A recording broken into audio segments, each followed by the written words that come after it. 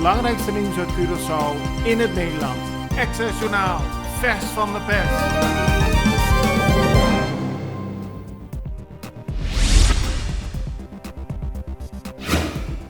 De Centrale Bank van Curaçao en Sint Maarten heeft een interventie uitgevoerd binnen de ACU. Leden van de Algemene Spaar- en Kredietcoöperatie discussiëren al lange tijd over een nieuw bestuursmodel. Dat is goedgekeurd vorig jaar door de Algemene Ledenvergadering, maar nog steeds niet ingevoerd. De interventie van de Centrale Bank betekent dat het nieuwe bestuursmodel vanaf nu geldt, omdat op die manier de ACU weer voldoet aan alle eisen die worden gesteld aan financiële coöperaties op het eiland. Als de raffinaderij weer open gaat met een nieuwe operator en er sprake is van mogelijke milieuvervuiling, moet het land Curaçao de normen van de Wereldgezondheidsorganisatie hanteren. Dat heeft de rechtbank gisteren gesteld in een uitspraak na een kort geding dat Clean Air Everywhere had aangespannen. De organisatie wilde duidelijkheid over tot welke normering milieuverontreiniging dadelijk is toegestaan. Op dit moment overlegt de overheid nog met een nieuwe partner. Na Colectra, nós toma tempo para servir ora com mais de comunibo. Llámanos sempre de cliente na telefone 0800-035 de Jaluna para Jabierne voor die setor de mente te com setor de noite para turno serviço nan of patrãozita. Se você transita para Jasabra, também por hora. Por escolher para trabalhar, riba aqualectra.com e aproveitar a mesura, põe o documento na cerca para visita cerca nós, vai mais fácil. Sim, Aqualectra, seu centro de cliente, está claro para servir na momento que você comini a bo.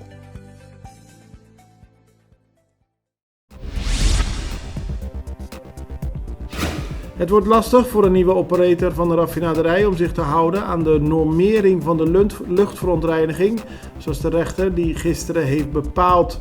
Dat zegt Gert Mulder van Clean Air Everywhere. Maar volgens hem is de overheid in gebreke gebleven omdat ze de afgelopen 10 jaar niks hebben gedaan om zich voor te bereiden op de huidige situatie. Vakbonden daarentegen zeggen vandaag in de Extra dat ze vrezen dat de raffinaderij nu nooit meer open gaat, nu de rechtbank zulke strenge normering heeft opgelegd. Op zich zijn we natuurlijk heel blij met het vonnis. Het bevestigt alweer datgene wat in de afgelopen procedures via het gerecht in de eerste aanleg en later ook nog een keer in het hoger beroep. Hij bevestigt in feite wat er gezegd wordt. Daarnaast wordt er gezegd, luister, zo'n wettelijke regeling zoals die nu, zoals het land die snel heeft opgezet, die voldoet gewoon niet aan goede wetgeving. Dat kan zomaar veranderd worden door een minister zonder dat er bij het parlement daaraan te pas komt, of de Raad van Advies. En dat kan dus niet. Dus nu is het een redelijk hard vonnis. Ja, het is een hard vonnis. De normen van de World Health Organization, de ministeriële beschikking die in 2020 naar voren is gebracht, heeft de rechter gezegd van ja, dat is niet een goede vervanging. Daar doen we niet aan. We moeten gewoon daarnaar kijken. Had u dit verwacht? Het is altijd moeilijk, om eerlijk te zijn. We hadden er in ieder geval op gehoopt en we vonden ook zelf dat we heel sterk stonden. Alleen, ja, het is toch vaak heel lastig van tevoren inschatten hoe een rechter zal beslissen. Ja. Maar we zijn er wel heel blij mee, uiteraard. Wat zijn de gevolgen hiervan? Want het is vanochtend bekend geworden, je ziet het al op Facebook. Mensen zeggen van ja, dit betekent dat de raffinaderij met deze normen niet meer open kan gaan. Dat zou heel goed kunnen. Kijk, aan de andere kant, het land heeft natuurlijk al jarenlang de tijd gehad om zich hierop voor te bereiden. Ja. En ze wisten in 2013, als ik het goed zeg al, dat PDVSA zou stoppen. Ondanks dat wilden ze toch weer nieuwe operators vinden. We hebben een multidisciplinair team gehad. 2013? Ja. Daar is niks uitgekomen, 3-4 verschillende partijen. Het is nooit wat geworden. In de tussentijd is ook de wereld veranderd. Hè. We zien de klimaatverandering. Het land speelt daar niet op in. En het kan dus niet zo zijn dat ze eigenlijk tegen ons zeggen, ja, jullie stoppen nu met het geven van werkgelegenheid aan de raffinaderij. Maar het probleem ligt in feite bij het land. En als nou dadelijk daadwerkelijk, zoals nu gesproken wordt, met een nieuwe potentiële partner wordt overgestapt naar gas. Kan dat wel draaien met de normen die nu gesteld zijn?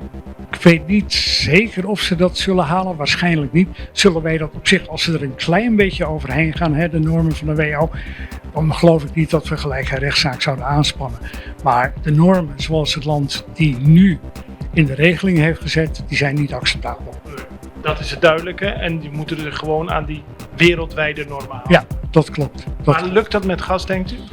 Waarschijnlijk gaan ze er iets overheen. Ik had het er met Peter van Leeuwen eerder over vandaag. Die zegt waarschijnlijk rond de 50 kom je dan uit.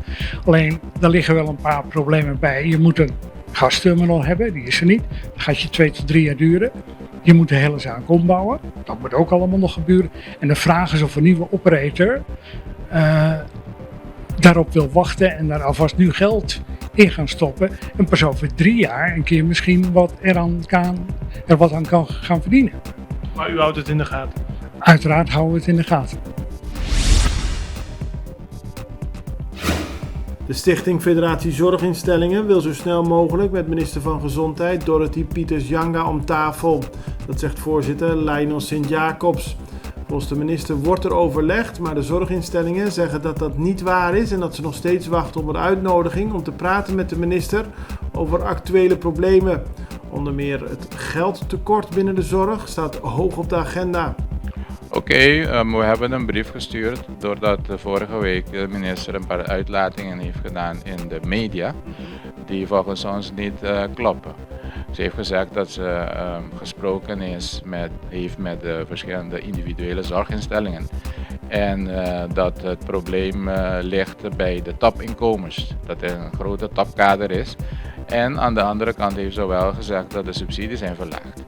Maar dat er op dit moment geen geld is en dat we voor geld moeten de minister van Financiën moeten benaderen.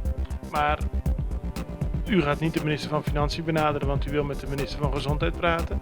En is er sprake van topinkomens? In dit geval helemaal niet. Daarom verbazen wij ons over die uitlating dat het probleem van de organisaties ligt bij de topinkomens. En wij hebben helemaal geen topinkomens. En we hebben de minister van Financiën ook niet benaderd, want je hoort hem vaak zeggen dat het probleem moet worden opgelost door de minister van GMN. Ja. Dus de ene stuurt je naar de andere, dus van de kast naar de muur.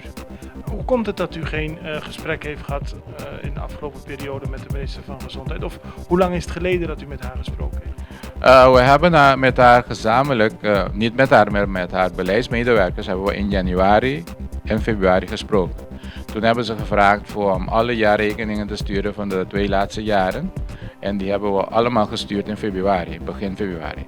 En we zouden eigenlijk na een maand zouden we horen wat de uitkomst is van die analyse. Want ze zou samen met de SVB een analyse doen over de financiële situatie. En ze zouden terugkomen met een oplossing of mogelijke oplossing. Maar tot de dag van vandaag hebben we niks gehoord. In mei hebben we weer, na veel pressie, hebben we een brief van haar gekregen, begin mei. En in die brief stond dat we eind mei een presentatie zouden krijgen van hun met de resultaten van die analyse. Maar we zitten al in juli en nog steeds hebben we die presentatie niet gekregen en niks meer van haar gehoord. En de financiële situatie is er niet beter op geworden? Niet beter op geworden, de gasoline die stijgt elke maand. Je weet dus de financiële situatie is erger elke maand, dus we zijn er zeker niet beter van geworden. En wat betekent dat voor de zorginstellingen? Dat betekent dat verschillende van de zorginstellingen op een bepaald moment niet verder de diensten kunnen leveren dat ze tot nu toe doen. Er is een van de zorginstellingen die heeft een afdeling gesloten. Dus je moet misschien gaan werken met minder mensen, want dat is de enige op korte termijn oplossing. En daardoor kan je niet alle diensten geven dat je zou willen geven. Maar daarvoor moet wel duidelijkheid komen, daarvoor moet wel overleg komen. En daarom willen jullie graag dat de minister daadwerkelijk met jullie overlegt. Ja, dat moet zeker, want de overheid koopt zorg in bij ons. Ja. Dus als zij ons zeggen, we hebben zoveel geld beschikbaar voor de zorg, dan moeten zij aan ons aangeven welke zorg ze willen en welke niet. Want je moet op een bepaald moment keuzes maken. Want je kan niet alles blijven geven met beschikbare geld. Maar die gesprek krijgen we niet. En dat is het probleem. We moeten aan tafel zitten en gewoon afspreken, duidelijke afspraken maken. Of de tarieven verhogen. En ja, dat is wat wij al jaren hebben gevraagd. Want het is logisch dat een tarief die 20 jaar oud is, geïndexeerd moet worden op de een of andere manier. Eerder deze week werd bekend dat de overheid in hoger beroep gaat tegen de uitspraak van de rechter om ongedocumenteerden vrij te laten. Volgens de rechtbank zitten de ongedocumenteerden vast onder een te streng regime. Iteke Witteveen van Human Rights Defense Curaçao, die opkomt voor de rechten van ongedocumenteerden, staat niet negatief tegenover de stap van de overheid om in hoger beroep te gaan. Volgens haar is er maar één ding belangrijk en dat is meer duidelijkheid over de situatie. En dat komt als de overheid ook laat weten aan de rechtbank wat zij precies voor ogen hebben. De Stichting Studiefinanciering Curaçao laat weten dat er komend schooljaar 166 studenten uit Curaçao met een beurs van SSC naar Nederland gaan. Het gaat om studenten die gaan studeren op het mbo, het hbo of universitair. Volgens de SSC zullen er zaterdag 150 van die groep vertrekken. Zij gaan gezamenlijk met een vliegtuig naar Nederland om een nieuw avontuur te beginnen. Daarnaast zijn er nog mensen uit Curaçao die in Nederland gaan studeren zonder beurs van SSC.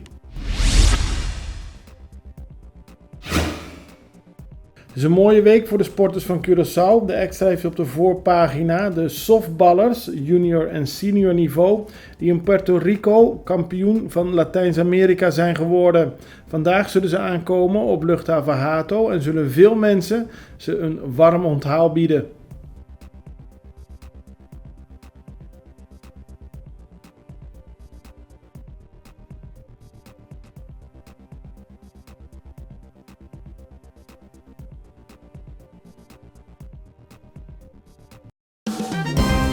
Het belangrijkste nieuws uit Curaçao in het Nederland.